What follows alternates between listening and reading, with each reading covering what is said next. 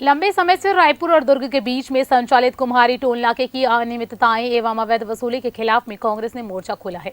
इस संबंध में कांग्रेस चरणबद्ध आंदोलन कर अवैध वसूली रोकने की मांग करती आ रही है, लेकिन अब तक इस मामले में न ही राज्य सरकार ने कोई सार्थक कदम उठाया है और न ही केंद्र इसे लेकर गंभीर है।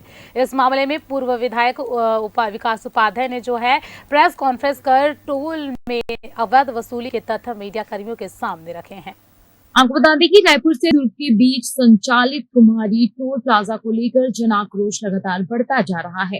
केवल 54 किलोमीटर की दूरी में 3 टोल प्लाजा मंदिर हसौद, कुम्हारी और दुर्ग संचालित हो रहे हैं, जो सड़क परिवहन मंत्रालय के दिशा निर्देशों का उल्लंघन है।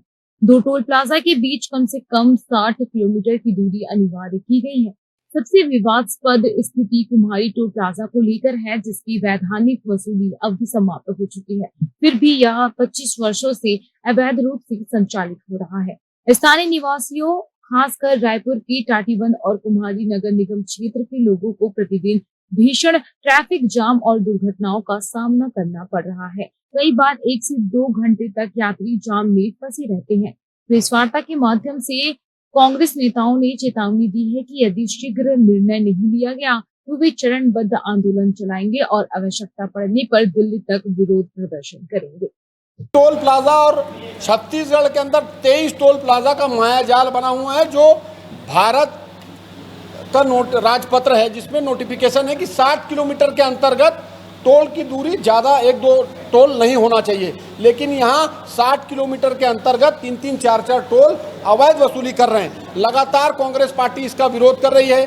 जो टोल से लगे हुए कंसर्न शहर हैं, उनको फ्री में आने जाने की व्यवस्था है, लेकिन उसका भी स्कैनर लगाकर पैसा लेने का काम। नाके में उस रोड पर 2 टोल नाके बीओटी के आधार पर बनाए गए।